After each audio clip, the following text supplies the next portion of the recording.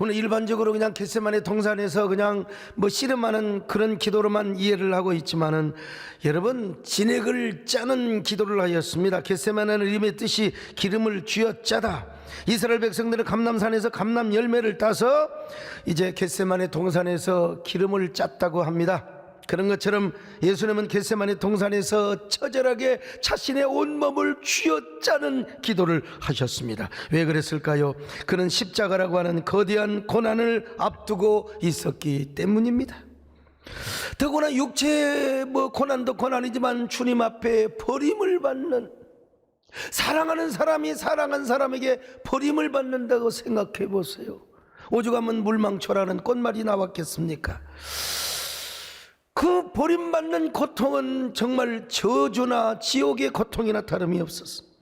그래서 예수님 편에서 볼 때는 하나님께서 이러한 고통을 이길 수 있는 능력을 주시지 않으면 이 고난을 감당할 수 없다고 생각했어요. 그래서 할 수만 있으면 이 고난의 잔을 옮겨달라고 인간이니까 예수님도 사람으로 오셨기 때문에 피하고 싶은 마음도 있었을 것입니다. 그러나 다시 생각해 보니까 자기가 십자가의 고난을 당하지 않고서는 언약 백성을 구할 방도가 없어요. 그래서 하나님께 이렇게 기도합니다. 주여, 아버지여, 내 뜻대로 하지 마시고 아버지의 뜻대로 행하시옵소서. 마태복음 26장 39절을 같이 보십니다. 시작. 조금 나아가사 얼굴을 땅에 대시고 엎드려 기도하여 이르시되 내 아버지여, 만일 할만하시거든 이 잔을 내게서 지나가게 하옵소서. 그러나 나의 원대로 마시옵고 아버지의 원대로 하옵소서. 나의 원대로 마시고 아버지의 원대로 행하시옵소서. 그래서 예수님은 고난의 길을 가시기로 작정을 하셨습니다. 인간의 모든 고난을 다 극복하고 그 악명 높은 비아 돌로로사의 길을 가기로 우리 성가대가 오늘 노래한 것처럼 여러분, 그 가신 길은 너무나 외롭고 무거웠던 길입니다. 주님 가신 길, 십자가의 길, 외롭고 무거웠던 길, 골고다의 거치는 지치신 주님의 음성, 온 나의 주님 용서하소서. 죄인 이의 고난 받으셨네. 이 세상에 생명 주신 그렇게도 원하셨던, 그런데 이런 버림받고 순환당하신 예수님의 모습을 구약에서는 일찍이 두 염소로 표현을 하였습니다. 레위기 16장을 보면은 대속죄일이 되면은 제사장이 두 마리 염소를 선택합니다. 하나는 성전에서 죽임당할 염소요, 또 하나는 순환당하시고 버림받으실 그런 그 염소란 말이죠. 레위기 16장 8절입니다. 시작. 두 염소를 위하여 제비 뽑되 한 제비는 여호와를 위하고 한 제비는 아사셀을 위하여 할지며. 자, 여러분, 성전에서 죽임당할 그 염소는 이제 안수를 해가지고 제비를 뽑아요. 그래서 누가 이제 성전에서 죽임을 당한 염소냐, 그 염소의 뭡니까? 목을 땁니다. 목을 제사장이 따요. 그러면 일단 동맥이 줄이 끊어질 거 아니요? 피가 그냥 쫙, 그 피를 양푼에다가 받습니다. 그리고 목을 따면 기도가 끊어지잖아요. 그러니까 그냥 죽습니다. 손통이 끊어져요. 그래서 받은 그 피를 이제 대야에다 담아가지고 이제 어디로 갑니까? 바로 지성소에 가가지고 법궤를 매는 그 틀채 사이에서 검지손가락으로 속죄소에 피를 뿌립니다. 미시나에 의하면은 위로 한 번 뿌리고 아래로 7번을 뿌린다고 되어 있습니다. 성경은 이렇게 말씀하고 있습니다. 레위기 16장 15절을 봅니다. 시작. 또 백성을 위한 속죄제 염소를 잡아 그 피를 가지고 휘장 안에 들어가서 그 수송아지 피로 행함같이 그 피로 행하여 속죄소 위와 속죄소 앞에 뿌릴지니. 자, 여러분, 그리고 이제 법궤 틀채 사이뿐만 아니라 휘장 쪽에서도 동일하게 피를 뿌린다고 하였습니다. 뿐만 아니라 분향단에도 뿌리고 번제단에도 뿌리는데 나머지 모든 피는 번제단 밑에 다 쏟아붓습니다. 이렇게 해서 이스라엘 백성들의 죄가 속해지게 됩니다. 죄 문제가 해결되게 되는 거예요. 근데 이 염소는 누구를 예표했느냐? 십자가에 죽으실 예수 그리스도를 예표했다는 것입니다. 근데 여러분, 이걸 좀 더 리얼하게 표현하기 위해서 한 염소가 성전에서 죽임당하는 걸로 끝나는 게 아니라 아사셀을 위한 염소가 있습니다. 광야로 내쫓김을 받아서 죽어야 이제 속죄가 완성이 되었습니다. 레위기 16장 8절로 10절을 봅니다. 시작. 두 염소를 위하여 제비 뽑되 한 제비는 여호와를 위하고 한 제비는 아사셀을 위하여 할지며 아론은 아사셀을 위하여 제비 뽑은 염소는 산채로 여호와 앞에 두었다가 그것으로 속죄하고 아사셀을 위하여 광야로 보낼지니라. 예. 이제 한 염소가 죽임을 당하고 피가 뿌려졌네요. 그러면 이제 한 마리 남은 염소가 아사셀을 위한 염소라 이 말이죠. 뭐 아사셀 여러 가지 의미가 있습니다만 아무튼 저주받도록 하는 염소입니다. 광야로 쫓겨나게 됩니다. 유대 전통에 의하면은 대제사장은 빨간 띠를 둘로 나누어서 하나는 아사셀의 염소에 묶고 또 하나는 성전에 죽일 당한 그 염소에 묶어요. 근데 죽임을 당하고 난 그 염소는 염소의 그 빨간 띠는 성전 문에다가 걸어놨습니다. 마침내 광야로 아사셀 염소는 쫓겨납니다. 예루살렘 시내를 거쳐서 저 광야, 유대 광야 쪽으로 쫓겨나요. 이때 이 염소는 이스라엘의 모든 죄, 이스라엘 백성들의 모든 죄를 짊어지고 광야로 나가는 것입니다. 이 광야로 나가는 염소를 보면서 이스라엘 백성들이 아이고 불쌍한 그 세상에 어찌하스게, 그러면 안 돼요. 안 되고 온갖 폭언과 저주스러운 말을 내뱉어야 됩니다. 이 저주받을 염소야, 이놈아. 이 천벌을 받아 뒤져버릴 염소야. 저주를 받아 죽여버리라. 차라리 피를 철철 흘리고 죽어버리라. 여러분, 제가 좀 아주 이 모욕적인 말을 썼는데 실제로 그랬습니다, 여러분. 그러면 이제 아사셀 염소는요, 그냥 얼마나 용 얻어먹는 것도 중요하지만 옆에서 그냥 돌을 쳐서 죽이고 막대기로 그냥 때리니까 안 맞아 죽이려고 이렇게 막 울어요. 그리고 막 피를 막 철철 흐르며 유대 광야로 도망갈 거 아니겠습니까? 그러면 이제 바람이 불어요. 광야의 바람이 얼마나 피냄새를 광야에다가 풍깁니다. 그러면 사자, 승냥이, 이리 뭐 이런 이 맹수들이 피냄새를 맡고 이 염소에게 달려들어서 물어뜯어 죽입니다. 자, 이게 지금 누구의 이야기냐? 순환당하실 예수, 버림받은 예수 그리스도를 예표하는 것이라 이 말입니다. 빌라도 법정에서 죄인으로 사형 선고를 받는 순간부터 예수님은 채찍질을 당합니다. 로마의 채찍은 끄트리에 납덩어리가 붙어 있어요. 저 채찍으로 예수님이 온 빨가벗긴 채로 그냥 매를 맞으면 살점이 부르트고 그 매 맞은 염소처럼, 아사셀 염소처럼 말이죠. 예. 이 아사셀 염소가 음메 우는 모습이 바로 우리 예수 그리스도가 하나님께 버림을 받고 엘리 라마 사박다니, 하나님이여 어찌하여 아버지여 나를 버리셨나이까 라고 하는 이러한 하나의 모습을 미리서 예표해 주었다는 것입니다. 우리 예수님은 아무런 죄가 없지만 우리를 위하여 이렇게 버림받으시고 그 고난을 당하신 것입니다. 예수님은 넘어지셨지만 다시 일어납니다. 로마 군병이 채찍질을 가하니까 말이죠. 이 길이 바로 뭐냐? 구약에서는 아사셀이 매맞고 갔던 길이요.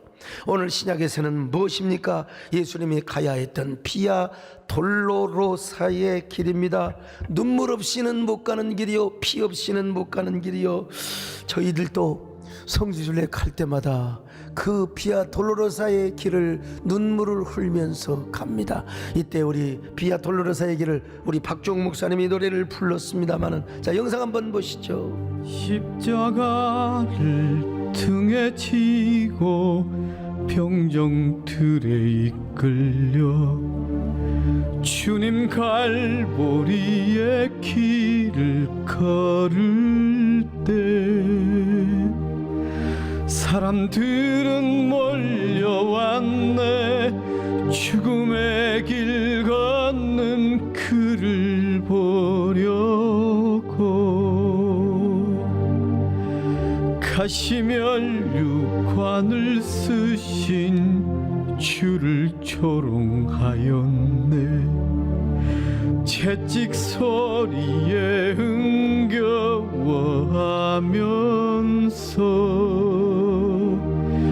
그들은 소리 주님의 고난을 묵상하면서 비아 돌로로서를 걷는 이 시간, 죽기까지 우리를 사랑하신 십자가 사랑 때문에 은혜의 감격이 복받쳐 오릅니다. 사랑하는 죄자마저 모두 떠나버리고 증오와 멸시의 비웃음 속에서 너와 나를 위한 그의 애절한 사랑 때문에 주님은 그 길을 걸어가셨네. 갈보리 길.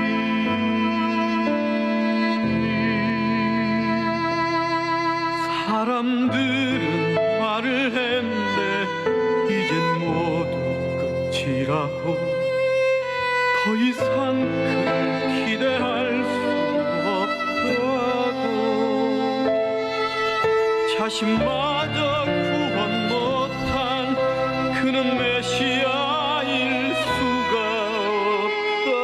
없다고.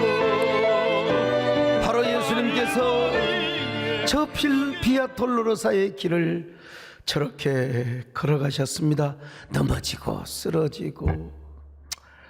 마찬가지로 여러분, 저 구약의 아사셀 염소가 광야에 가서 피냄새를 맡는 승냥이 떼와 그 맹수들에 의해서 찢겨 나뉘어져 먹습니다. 아사셀 염소는 안 죽으려고 얼마나 발버둥을 치겠습니까? 우리 예수님도 십자가 상에서 엘리 엘리 라바 사박다니, 아버지여 어찌하여 나를 버리셨나이까. 여러분, 얼마나 고통을 당하셨겠습니까? 이 성지순례를 가면은 예수님의 무덤교회가 보존이 되어 있는데요, 그 무덤교회 안에 예수님께서 죽으신 모습을 그대로 재현을 해놨습니다. 저거요, 성지순례 간다고 다 들어갈 수 없어요. 백을 써서 들어가야 됩니다. 바로 그 밑에 가서, 제가 예수님의 십자가 지셨던 그 밑에 가서 기도를 하는데 막 온몸에 전율이 느껴지는 것입니다. 예수님 얼마나 아프셨습니까? 얼마나 아프셨습니까? 십자가에 아니 주님 앞에, 하나님 앞에 버림받은 그 고난의 수치의 지옥이 얼마나 마음이 아리고 영혼이 아리었겠습니까? 얼마나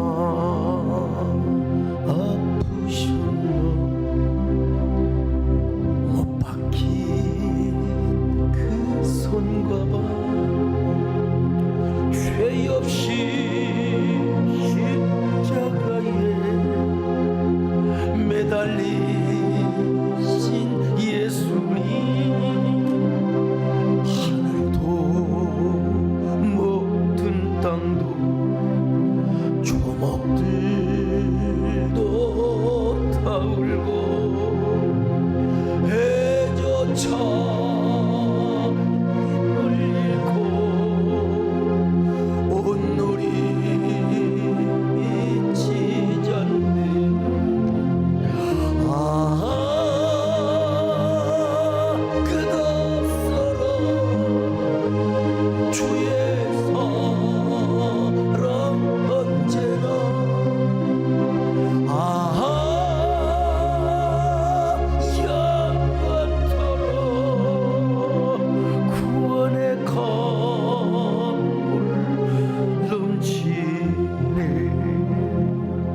마침내 여러분, 그냥 그 이리 떼들, 승냥의 떼들에 의해서 염소가 막 그냥 찢어 벌겨져 가지고 이제 다 살과 뼈까지 다 먹고 나면 그 모습을 누가 지켜보느냐? 바로 그 뒤를 따라갔던 제사장이 지켜보고 예루살렘에 와서 이렇게 외칩니다. 여러분 기뻐하십시오. 아사셀 염소가 죽었습니다. 아사셀 염소가 광야에서 죽었습니다. 여러분, 우리의 죄가 용서를 받았습니다. 이렇게 외치며 돌아옵니다. 그러면 유대 전통에 의하면, 미신에 의하면은 성전에 매달아 놓았던 빨간 띠가 하얀 띠로 바뀌어졌다는 것입니다. 하나님이 그렇게라도 해서 이스라엘 백성들의 죄가 사함을 받았다는 걸 눈으로 보여줬다는 것입니다. 이처럼 두 염소는 버림당하신 예수님과 십자가에서 죽으신 예수님을 예표합니다. 여러분, 얼마나 감사합니까?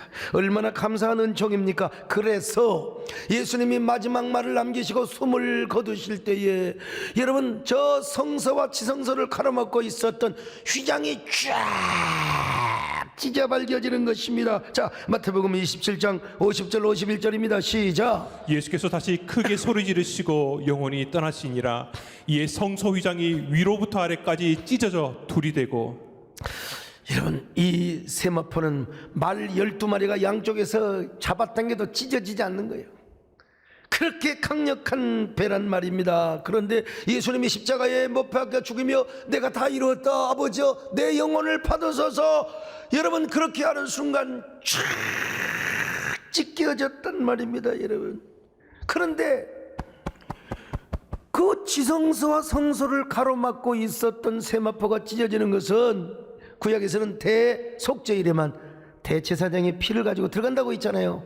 근데 히브리서에 보니까 그 휘장은 예수님의 육체라는 것입니다. 그 육체가 찢겨졌으니까 어떻게 가요? 바로 어디요? 지성소를 아무나 은혜의 보좌 앞에 누구나 들어갈 수 있다고. 자, 여러분 얼마나 황홀한 진리입니까? 히브리서 10장 19절로 20절입니다. 같이 읽습니다. 시작. 그러므로 형제들아, 우리가 예수의 피를 힘입어 성소에 들어갈 담력을 얻었나니 그 길은 우리를 위하여 휘장 가운데로 열어놓으신 새로운 살 길이요 휘장은 곧 그의 육체니라. 그 휘장은 곧 그의 육체니라. 예수님이 십자가에 죽으심으로써 휘장이 찢어져 우리는 언제나 은혜의 보좌 앞에 언제나 들어갈 수 있다는 것입니다. 만약에 예수님이 이런 육체의 고난을 당하지 않았다면 우리는 이런 죄 용서를 받고 구원을 받은 감격을 우리가 누릴 수가 없다는 것입니다. 예수님도 이 육체의 고난이 너무나 무서웠어요. 사람의 인성을 가지신 분이시기 때문에 죄값이란요, 하나님의 아들이신 그분조차도 두려워 떨 만큼 무겁고 무거웠단 말입니다. 그러나 주님께서 마지막 기도는 뭐였어요? 내 뜻대로 하지 마시고 아버지의 뜻대로 행하시옵소서. 내 뜻대로 하지 마시고 아버지의 뜻대로 행하시옵소서. 마태복음 26장 39절을 봅니다. 시작. 조금 나아가사 얼굴을 땅에 대시고 엎드려 기도하여 이르시되 내 아버지여, 만일 할만하시거든 이 잔을 내게서 지나가게 하옵소서. 그러나 나의 원대로 마시옵고 아버지의 원대로 하옵소서 하시고. 여러분, 한마디로 우리 예수님은 고난과 맞짱을 뜨기로 결단합니다. 결코 고난을 피하지 않고 고난에 직면을 한단 말입니다. 한 마리 아사셀 염소가 되어서 고난의 피와 돌로로사의 길을 걷게 되고, 그리고 성전에 죽임을 당한 한 마리의 염소처럼 마침내 십자가에서 죽임을 당합니다. 과연 우리 예수님은 믿음의 거장 중에 거장의 롤모델이 되어 주셨습니다. 진정한 믿음의 거장은 고난을 피하지 않는다고 했잖아요. 고난과 맞선다는 사실을 우리에게 보여주셨습니다. 자, 그런데 고난과 맞서는 모습을 용감없이 발휘해주시는 우리 예수님께서는 고난 받는 것으로 끝나지 않고, 여러분, 더 중요한 복음이 있어요. 우리도 함께 예수 그리스도의 남은 고난을 당할 수 있도록 우리에게 고난을 남겨주셨다는 것입니다.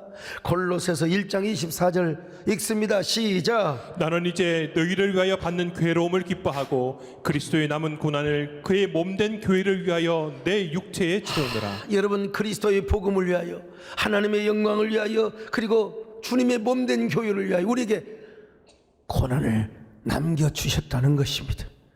그러니까 우리 예수님의 그 고난을 감상적으로 우리가 그냥 슬피고 우리가 그 고난을 그냥 감상적으로 느끼는 것으로 끝나는 것이 아니라 이제 그 고난을 내 육체에 채우는 거요, 나도 그 고난의 길을 걸어가야 한다는 것입니다. 히브리서 기자는 이걸 뭐라고 표현한 줄 아십니까? 히브리서 13장 12절로 13절입니다. 시작. 그러므로 예수도 자기 피로써 백성을 거룩하게 하려고 성문 밖에서 고난을 받으셨느니라. 그런즉 우리도 그의 치욕을 짊어지고 영문 밖으로 그에게 나아가자. 성문 밖이나 영문 밖이나 똑같은 말이에요. 여러분, 그 우리 예수님이 저 영문 밖에 쫓겨나서 거기서 십자가에 죽으신 것처럼, 근데 그 십자가는 뭐냐? 지옥의 십자가요, 수치의 십자가요. 오늘 우리도 여러분 지옥의 십자가 그리고 수치의 십자가를 지기 위하여 어디로 가? 영문 밖으로 가자는 겁니다. 저 저주의 장소로. 오늘날 여러분 그렇습니다. 진정한 믿음의 거장은 고난을 피하지 않습니다. 고난과 맞섭니다. 특별히 주님을 위한 고난은 영광스러운 생각, 영광스럽게 생각을 하게 되는 거예요. 성경도 그렇지만 교회 역사도 다 마찬가지입니다. 그리스도를 위한 고난은 최고의 영광이라고 생각했습니다. 모세 보세요. 하셉스트 공주의 아들로서 그는 가만히 있으면 유세베 의스에 하면은 왕도 될 수 있는 그런 위치라고 했습니다. 그런데 그는 그리스도를 위하여 능력받는 길을 선택을 했습니다. 히브리서 11장 24절로 26절입니다. 시작. 믿음으로 모세는 장성하여 바로의 공주의 아들이라 칭함받기를 거절하고 도리어 하나님의 백성과 함께 고난받기를 잠시 죄악의 낙을 누리는 것보다 더 좋아하고 그리스도를 위하여 받는 수모를 애굽의 모든 보화보다 더 큰 재물로 여겼으니 이는 상주심을 바라봅니다. 여러분, 상주심을 바라보고 그리스도를 위하여 능력받는 길을 선택했다는 겁니다. 믿음의 거장이지요. 사도 바울, 그가 예루살렘을 향하여 가고 있을 때 예언하는 은사를 받은 빌립의 네 딸들이 가지 말라고 말이죠. 가지 말라고. 예? 더구나 아가보 선지자가 와가지고 예루살렘에 가면 죽음이 기다린다고, 죽음을 맞으면 안 된다고, 그래서 내가 당신을 예언하기 위해서 여기까지 왔다고. 여러분, 그때 바울은요 핑계대기 참 좋습니다. 핑계대고 떡사먹기 너무나 좋은 게 뭐냐면요, 나보다 더 기도 많이 하는 사람, 나보다 더 예언 은사가 많은 사람이 가지 말라고 하니까 안 가는 게 하나님의 뜻이다, 그렇게 단념할 수 있어요. 그러나 그는 고난에 직면하는 걸 두려워하지 않았습니다. 그는 가야 돼요. 사명을 감당하기 위하여 그는 예루살렘에 가야 했습니다. 그래서 아무도 그를 붙잡을 수가 없습니다. 아무도 그를 멈추게 할 수는 없습니다. 오히려 그는 그리스도를 위하여 고난받는 것을 최고의 영광스러운 사명으로 생각을 했습니다. 바울이 말합니다. 여러분, 나를 잡지 마십시오. 아무리 나를 말린다 할지라도 여러분들이 내 마음을 돌이킬 수는 없습니다. 그래도 나는 갑니다. 그래도 나는 갑니다. 왜? 이것이 바로 나의 영광스러운 사명이기 때문에 그래도 갑니다. 나는 가리라, 주의 길을 가리라, 주님 발자취를 따라 나는 가리라, 나는 가리라, 주의 길을 가리라, 주님 발자취를 따라 나는 가리라. 여러분, 사도 바울뿐입니까? 초대교회 성도들은요 자신의 목숨을 주님께 드리는 것을 너무나 영광스럽게 생각한 거예요. 순교를 너무나 영광스럽게 생각해가지고 막 자신의 목숨을 막 초계처럼 막 바치는 거야. 너무 순교를 많이 당하니까 사도들이, 여러분 그 영적인 리더들이 그러지 말라고, 너무나 그렇게 순교를 그럴 정도로 초대교회 성도들은 막 순교하는 것을 영광스럽게 생각했다는 것입니다. 오늘 이 시대도 마찬가지입니다. 우리나라의 정조 시대, 정조가 즉위를 하고 있을 때 황사영이라는 분이 있었습니다. 이분은 얼마나 머리가 좋은지요. 16살 나이에 과거에 급제를 합니다. 16살 나이에. 정조가 16살짜리 그때 이제 장원급제를 하니까 답안지를 보고요, 이야, 원더풀 리마카블. 근데 16살짜리한테 무슨 대사상을 주겠습니까? 뭘 주겠습니까? 그래서 이제 불러다가 20살 나이 될 때까지 더 좀 공부 좀 하라고. 내가 너무 어린 사람한테 관직을 줄 수가 없다고. 아니 만약에 16살짜리한테 용인시장 우리 백 시장님 용인시장짜리 주면 되겠습니까? 이거 참 안 되지. 그 옛날에 너무 사파란 사람이 행정고시 합격해가지고요 20대가 군소 오고 그러면 영 그렇더라고. 보니까 그냥 면장한 나이가 먹어가지고 있는데 말이죠. 그래서 이제 왕이 그랬다고요. 이제 20살이 되면 내가 높은 벼슬을 주겠다고. 정조는 황사성에게 4년만 공부하라고. 근데 하필이면 황사영을 개인 지도하는, 시험은 잘 봤지만 더 공부해야 될 것도 있잖아요.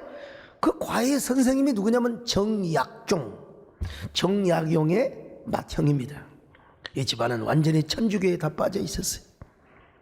정약종은 황사영을 자신의 마지막 동생인 정약현의 딸과 또 결혼을 시킵니다. 그러니까 조카 사이를 삼는 거예요. 그러니까 황사영도 천주교에 깊이 매몰이 됩니다. 그는 정약종의 인도로 천주교의 기도와 미사 그리고 교리 공부까지 다 머리가 좋으니까 그냥 금방 알아먹고 금방 이해되잖아요. 근데 이제 정조 때부터 서서히 천주교를 핍박하는, 그래서 이제 황사영이도 미사에 참여한다, 교리 공부에 참여한다. 정조가 몇 번 보고를 받았지만 눈 감아줬어요. 너무나 아까운 존재이기 때문에. 근데 이상하게 여러분, 정조가 그냥 급사를 합니다. 1800년도에 49살 나이에, 너무나 아까운 나이에 정조가 죽어요. 근데 이제 가만히 보니까 이제 천주교를 본격적으로 핍박하는 막 신유박해가 일어나지 않습니까? 왜 그러느냐? 정조가 나라를 다스릴 때 노론의 대부분의 수장들과 지도자들을 죽이거나 귀양살이 다 보내버렸어요. 그리고 남인과 북인들, 이 사람들이 정조 주변에서 아주 중책을 맡고 있었습니다. 그러나 정조가 죽고 아주 그 꼬맹이 어린 나이 순조가 왕에 오르니까 정순왕후는 노론의 수장입니다. 여러분, 영조의 아주 그 젊을 때 온 저 부인이었는데, 이 정순왕후가 순조를 수렴청정을 하게 됩니다. 수렴청정. 정순왕후가 가만히 보니까 이제 노론을 살리고 저 남인과 북인을 죽이는 딱 명분, 정치적 명분, 정치는 명분이에요. 명분이 있어야 돼. 생각해 보니까 정약용을 비롯하여 남인과 북인들 대부분들이요, 잘 나가는 사람들이 전부 다 천주교를 믿어. 좋다. 서양 종교를 박해하는 정책을 세우려. 그리 가지고 정조가 죽은 바로 그 이듬해 1801년에 이제 신유 박해가 일어납니다. 신유 박해. 그때 황사영은 정순 왕후의 박해를 피하여 제천의 배론의 옹기 그릇을 굽는 마을로. 이 정조는 여러분, 이 황사영이 너무 아까워서 절대로 보호를 해주었는데, 이제 정조가 죽자마자 그 토굴에 들어가서 황사영이 백서를 씁니다. 그 백서를 황사영 백서라고요. 이 백서는 천주교를 향한 조선의 핍박 상황을 쭉 설명하는, 이 내용이 누가 죽고 몇 명이 죽고 어떻게 죽임을 당하고 능지처참을 당하고 이런 내용이 3분의 2가 들어있습니다. 자, 3분의 2, 그리고 이제 3분의 1은 뭐냐면, 지금 조선에서 이렇게 순교자가 셀 수 없이 발생하고 있으니 교황청에서 군대를 보내가지고 제발 핍박당하는 조선의 천주교인들을 구조해 달라는 내용이 끝마무리 한 3분의 1, 4분의 1 있다는 것입니다. 황사영의 백서는요 13,374자로 되어 있습니다. 저 글씨 보세요. 황사영이가 동굴에서 호롱불을 켜놓고 쓴 백서입니다. 저거 제가 소장하고 있습니다. 비록 영인본이긴 하지만. TV조선의 김민비 사장님이 저에게 선물로 주면서, 목사님 언젠가 이거 필요할 때입니다. 당연히 필요하죠. 제가 지금 여기 써먹고 있지 않습니까? 이 백서를 중국에 있는 프랑스 구베야 신부에게 전달하라고 한 것입니다. 어떻게 전달하느냐? 여러분, 옛날에 비단옷이 있잖아요. 비단옷. 근데 이걸 비단에다 썼어요. 명조에다가. 그래가지고 이 종이를 이 편지를, 백서를 비단과 비단 사이, 옛날 비단 그 저고리라든지 비단의 그 조끼라든지 있잖아요. 그 비단과 비단 사이 속에다가 넣어서 바느질을 딱 해가지고 전혀 모르게. 근데 얼마나 이게 참 조사가 심하고 천주교, 그러니까 중국으로 가는 사람들은 더 그냥 얼마나 조사가 심했겠어요. 중국으로 가기도 전에 그냥 관가에 그 조사하는 사람들에게 들켜버리고 말았어요. 이걸 누가 썼느냐? 황사영이 썼다는 걸. 황사영이가 어디가 있는 것까지 다 알아냈습니다. 그래가지고 황사영은 능지처참을 당합니다. 능지처참. 황소 4마리, 심한 경우는 5마리요. 중국에서는 어떻게 했냐? 한 마리는 모가지에다가 띠를 들고, 그 다음에 한팔, 양팔, 양다리. 소가 그냥 황소가 이게 그냥 팔에다가 이 팔에다가 사지백체 모가지에다가 그냥 줄을 끌고 그냥 일제히 황소가 딱 가버리면 그냥 모가지가 툭 잘라나가고 팔다리가 다, 이게 능지처참이라. 그리고 그의 아내 정난주는 제주의 관노비로 팔려갑니다. 황사영의 어머니도 관노비로 팔려가요. 그런데 중요한 건 그들이 그렇게 취조를 당하고 그렇게 고문을 당하면서도 자기들이 섬겼던 하나님을 부인하지 않았다는 거예요. 관노비로 끌려가는데 기가 막힌, 그들은 관노비로 끌려가도 능지처참을 당해도 그래도 하나님을 섬, 그래도 제주 관노비로 끌려가는데 황사영의 부인 정난주가 추자도라는 곳에 잠시 머무릅니다. 아들을 하나 낳았어요. 이놈 데려가봤자 보나마나 관노비야. 추자도에다가 그 아들을 두고 갑니다. 그래서 황사영의 아들은 추자도에서 자랐다는 겁니다. 그리고 추자도가 얼마나 아름다운지 몰라요. 여러분, 제주도도 얼마나 아름다운지, 우리나라의 신비의 섬 제주도 할 것 없이, 추자도 할 것 없이, 울릉도 정말로 아름다워요. 근데 그런 아름다운 섬보다 더 아름다운 섬이 있는데 뭔 줄 아세요? 그래도라고 하는 섬입니다. 그래도 알아먹을지 모르겠네요. 여러분, 황사영과 그리고 그때 당시 신효밖에 선교했던 사람들은 다 그래도의 신앙을 가지고 있었어요. 그래도. 나는 여러분, 비록 우리와 교리가 다른 천주이긴 하지만 얼마나 황사영의 신앙심이 돈독했으면 황사영뿐만 아니라 정조가 죽고 나서 신효밖에 때 잡혀 죽은, 그리고 관노비로 끌려갔던 사람들이 절대로 자신들의 신앙의 지조를 지켰다는 거. 왜 그런 줄 아세요? 예수 그리스도가 나를 위해 죽었다는 사실. 우리 교리 좀 다르지만요, 도전받아야 됩니다. 여러분, 자꾸 교리 신학 다르니까 그것들은 어쩌고 그러지 말고, 그래도 그들은 여러분 얼마나 예수 그리스도의 부활과 고난을 믿기 때문에 절대로 그래도 그들은 끝까지 하나님을 부인하지 않았다는 것입니다. 하물며 성경을 좀 더 순수하게 믿고 성경이 하나님 말씀이라는 사실을 더 확실하게 우리는 외경 같은 거 믿지 않거든요. 이런 순수한 개신교, 우리 기독교 신앙을 가진 우리 성도들 있겠습니까? 그들이 그래도의 신앙을 가졌다면 우리는 더 그래도. 오늘날 우리 그리스도인들은 너무나 고난을 싫어합니다. 너무 안일하게 살고 현실과 타협하며 살려고 하는 것입니다. 그러니까 교회가 무능해져요. 그렇다고 내가 지금 과격하게 신앙을 가져란 말은 절대로 아닙니다. 우리가 현대인들에게는 합리적인 지성적인 믿음을 보여줘야, 그러나 하나님과 나와의 관계에 있어서는 여러분 그래도의 신앙을 가져야 된다 이 말이에요. 오늘 여러분, 우리가 종려주의를 맞았어요. 고난주의를 맞습니다. 지금 주님 때문에 고난당하는 거 영광스럽게 생각하시기를 바랍니다. 그리스도를 위하여 받는 능력과 고난과 핍박을 여러분의 최고의 영광으로 여길 수 있기를 바랍니다. 아니, 어떤 의미에서 우리는 예수 그리스도를 위해 받는 고난을 우리의 사명과 특권으로 여겨야 됩니다. 그리스도를 위해서 아무나 고난 받는 줄 아십니까? 여러분, 은혜 받고 사명 받은 사람만 그렇게 할 수 있어요. 여러분, 예수 그리스도의 복음 때문에 교회를 세운다고 좀 오해 좀 받으면 어떻습니까? 오해 안 받으려고 말이야 그냥. 예? 오늘 우리 지난번에 청와대에서 시민사회 수석을 하셨던 우리 김거성 전 수석님이 오셨어요. 경기도 교육감을 나가신다고 또 오늘 저희 교회를 오셨는데 뭐 교육감 얘기는 뭐 제가 할 수가 없고 제가 총회장을 하고 한교총 대표회장을 하면서 여러분 당연히 예배를 회복하기 위해서 정부의 사람들과 만나야 되고 또 거래도 해야 되고 딜도 해야 되고 여러분 그것이 지도자고 근데 우리 김거석 수석님이 많이 정말 도와주셨지요. 그리고 청와대 내부에서 욕을 많이 먹었어요 사실. 막 그냥 너무 교회 편에 선다고.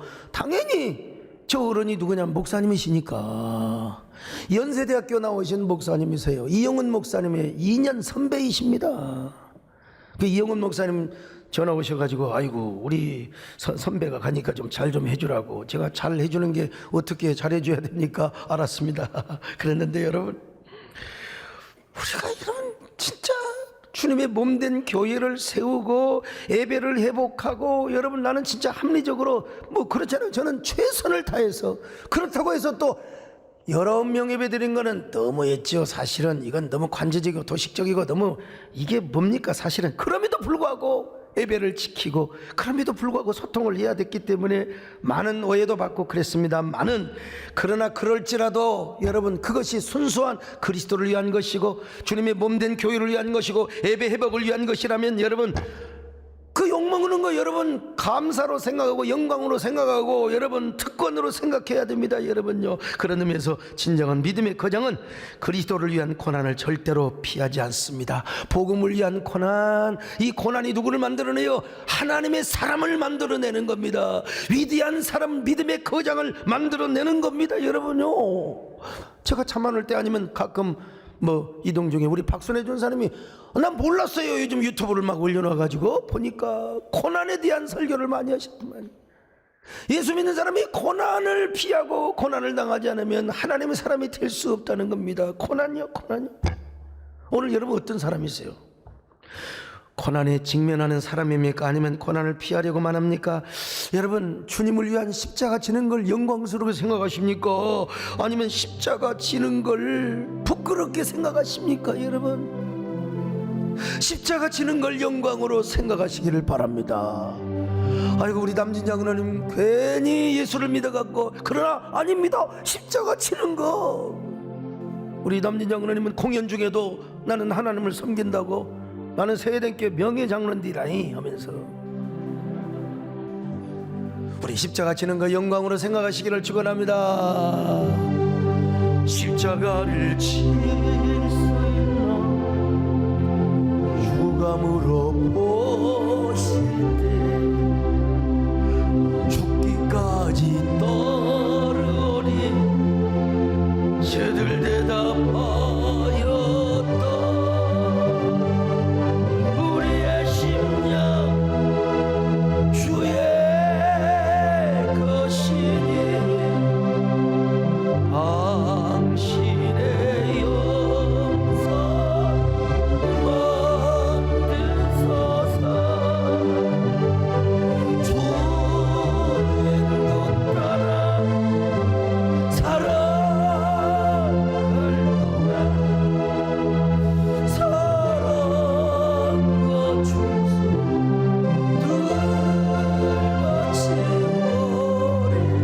오늘 이 시간 유튜브로 거의 한 5,000명이 지금 예배에 함께하고 있습니다마는 유튜브로 함께 하시는 귀한 성도들이요, 우리가 고난 없이 어떻게 영광의 면류관을 차지할 수 있겠습니까?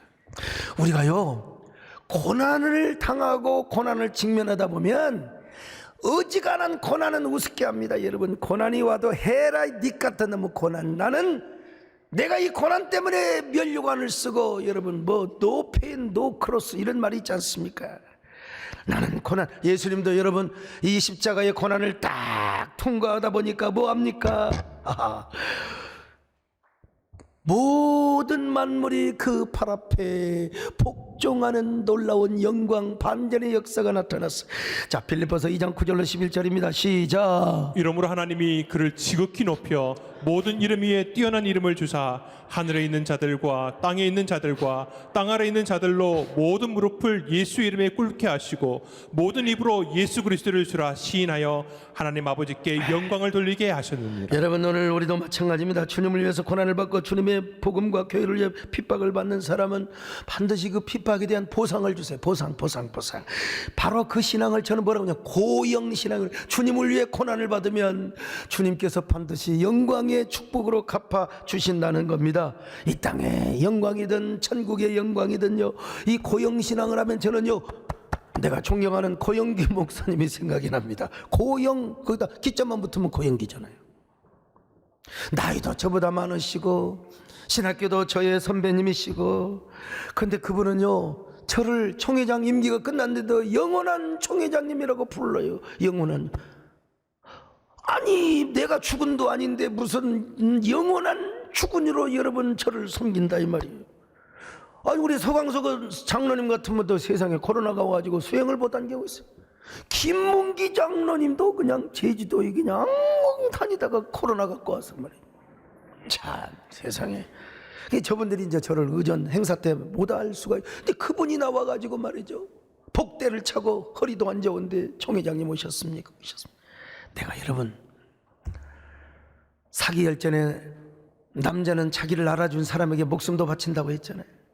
내가 어떻게 우리 고영기 목사님을 잘 모시고 잘 섬길 것인가?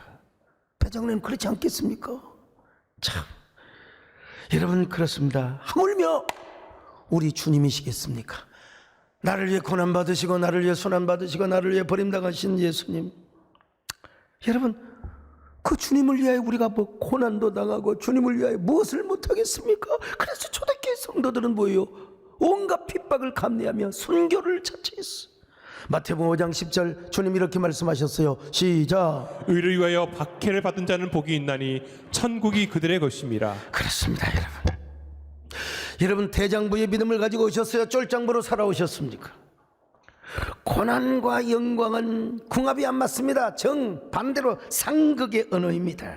그러나 십자가 이후에 주님이 누리실 그 영광을 생각하면 이 두 단어는 완벽한 케미를 이루는 두 단어입니다.